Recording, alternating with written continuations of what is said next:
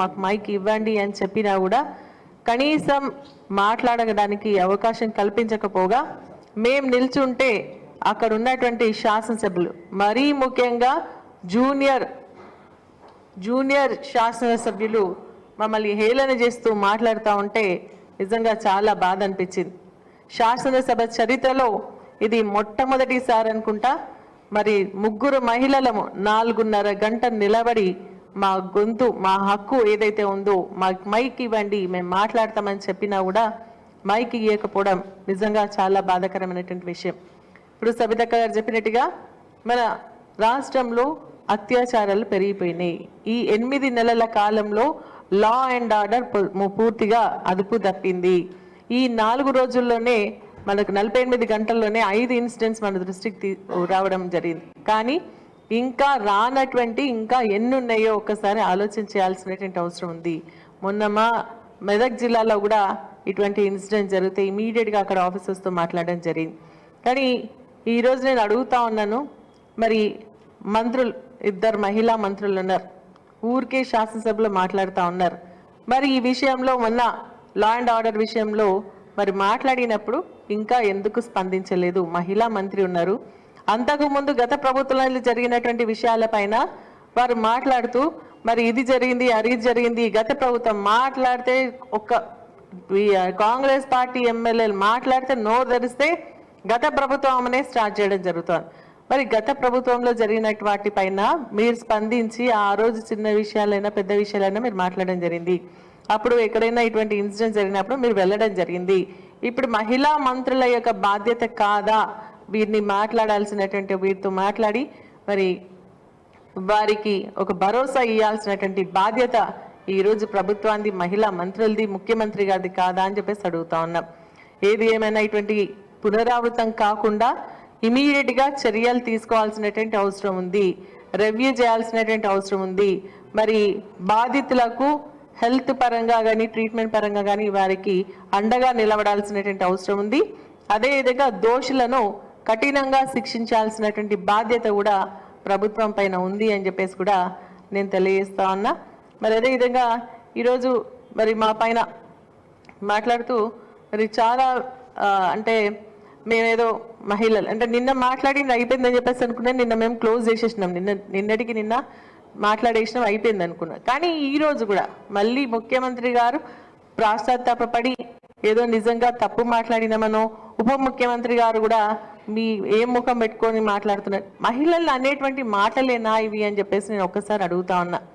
మహిళల ముఖం నేను కానీ సబితక్క కానీ అందరు రాజకీయ పరిస్థితులు వేరేనా, మా ఇద్దరు రాజకీయ పరిస్థితులు వేరే. మా కుటుంబాలు మరియు వారంతా కూడా ప్రజాసేవలో వాళ్ళ ప్రాణాలు పోతే మేము అనుకోని పరిస్థితుల్లో రాజకీయాలకు వచ్చినటువంటి మా ఇద్దరిని పెట్టుకొని ఈ విధంగా మాట్లాడడం సబబా అని చెప్పేసి నేను అడుగుతా ఉన్నా. అయినా వారి విజ్ఞతకు వదిలేస్తా ఉన్నా. మళ్ళీ ఈరోజు ముఖ్యమంత్రి గారు మాట్లాడుతూ కూడా మరి స్లీపింగ్ రిమార్క్స్ మేము లేం సభలు బయటికి కూడా తర్వాత కూడా మరి మాట్లాడుతున్నప్పుడు మేము లోపలికి రావడం జరిగింది. 2 అక్కల్ని పడితే నమ్మితే ముంచుతారు మీ బెస్ట్, ఇక్కడ ముంచి ఎక్కడ తేలిండ్రు అని చెప్తున్నారు.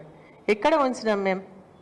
మరి మేమిద్దరం కానీ ఆ రోజు ఉన్నటువంటి డికే అరుణ గారు కానీ మేము చాలా ఇబ్బందులకు గురి కావాల్సినటువంటి పరిస్థితి వచ్చింది. ఆ రోజు కూడా హ్యూమిలేషన్ మమ్మల్ని ఏంటంటే అదొక రకమైనటువంటి అవమానం, అగౌరవపరిచేటువంటి కార్యక్రమాలు చేసి మమ్మల్ని సస్పెండ్ చేస్తే మేము పార్టీ మారినాం. సస్పెండ్ చేసినప్పుడు కూడా మేము ఎమ్మెల్యేలు మీ కాము, ఏ పార్టీకి సంబంధించినటువంటి పదవులు లేకుండా మేము ఆ రోజు మరి ప్రజా శ్రేయస్సు కోసం మరి మా కార్యకర్తల నాయకులు సహకారంతో మేము పార్టీ మారడం జరిగింది. మరి ఈరోజు పార్టీ మన ముఖ్యమంత్రి గారు మాట్లాడుతూ ఈరోజు చెప్పడం జరిగింది, ఒక అక్కేమో నన్ను వదిలేసి పోయింది, ఇంకొక అక్క ప్రచారానికి వెళ్తే నా పైన 2 కేసులు అయినాయి, ఆమె కేసులు తీయించుకున్నది, మరి ఉమెన్ కమిషన్ తీసుకుంది, ఎమ్మెల్యే అయింది అని చెప్పేసి చెప్తా ఉన్నారు. ఆ రోజు మిమ్మల్ని తీసుకుపోయిన మాట వాస్తవమే. కానీ ఆ రోజు మీరు మాట్లాడినటువంటి మీ యొక్క ప్రవర్తన వల్ల 23 సంవత్సరాల రాజకీయ జీవితంలో లేనటువంటి కేసులు ఆ రోజు నా పైన కూడా 3 జరిగినన్న విషయం ముఖ్యమంత్రి గారు మర్చిపోతా ఉన్నారు. మరి ముఖ్యమంత్రి గారికి నాయకులు ఇస్తున్నారా సమాచారం, లేదంటే అధికారులు ఇస్తున్నారా సమాచారం నాకైతే తెలియదు. కానీ ఈరోజు ఆమె పైన కేసులు తీసేసుకొని నా పైన కేసులు ఉన్నాయి, నేను కోర్టుల చుట్టూ తిరుగుతున్నా అని చెప్పేసి అంటున్నారు. నేను ఎలక్షన్ అఫిడవిట్ చూపిస్తా ఉన్నాను మీకు. నా పైన ఆ రోజు రేవంత్ రెడ్డి గారు వచ్చినప్పుడు 3 కేసులు నా పైన కావడం జరిగింది. వారి పైన 2 కేసులు అయితే నా పైన 3 కేసులు అయినాయి. మరి విమెన్ కమిషన్గా ఉన్నప్పుడు నర్సాపూర్లో ఉన్నాయి. ఇప్పుడు ఎమ్మెల్యేగా అయిన తర్వాత దాన్ని నాంపల్లి కోర్టుకు షిఫ్ట్ చేయడం జరిగిందని చెప్పేసి చెప్తా ఉన్నా. ఇంత సమాచార లోపంతో మాట్లాడడం నిజంగా బాధాకరమైనటువంటి విషయం. మీ పైన 2 అయిండొచ్చు, కానీ నా పైన 3 కేసులని, ఆ తర్వాత కూడా వేరే 2 కేసులు, అంటే మొత్తం 5 కేసులు నా పైన ఉన్నాయి. ఎలక్షన్ అఫిడవిట్లో నేను దాన్ని చూపించడం కూడా జరిగింది. ఇది తప్పు. నా కేసులన్నీ పొడగొట్టుకొని నేను ఉమెన్ కమిషన్ అయిన తర్వాత ఎమ్మెల్యే అని చెప్తున్నటువంటి మాట మరి కరెక్ట్ కాదు అనే విషయాన్ని కూడా నేను స్పష్టంగా తెలియజేస్తా ఉన్నా. మరి అదేవిధంగా ఈరోజు నిజంగా కూడా మరి మా హక్కు, మాకు మాట్లాడేటువంటి అవకాశం కల్పించాలి. ఈరోజు అక్కడ మాట్లాడుతూ మేము నిలబడతా ఉంటే అక్కడ నుంచి ఏమంటున్నారు, ఎస్సీ వర్గీకరణకు సపోర్ట్ చేయరా. మేము క్లియర్గా చెప్తా ఉన్నాం, ఎస్సీ వర్గీకరణకు సంబంధించి సుప్రీంకోర్టు ఇచ్చినటువంటి ఆర్డర్ని మరి మేము స్వాగతిస్తున్నామని చెప్పినా మేము మాట్లాడతాం దానిపైన అని చెప్పేసి కోలక్ష్మి గారు పాపం గట్టిగా మాట్లాడుతున్నాం. మాకు కూడా అవకాశం ఇవ్వండి మాట్లాడతామన్నా కూడా మాకు అవకాశం ఇవ్వలేదు.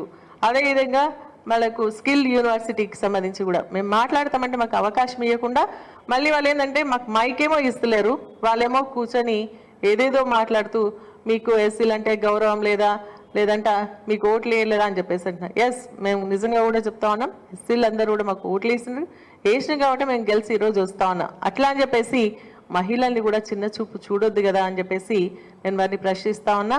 కాబట్టి ఏదైనా కూడా ఈరోజు శాసనసభలో జరుగుతున్నటువంటి ఇష్యూ ఏదైతే ఉందో అది కరెక్ట్గా లేదు, ప్రొసీడింగ్స్ కరెక్ట్ జరగట్లేదు, మహిళల్ని అగౌరవపరుస్తూ ఉన్నారు, మా మహిళల గొంతు నొక్కేటువంటి ప్రయత్నం చేస్తున్నారు.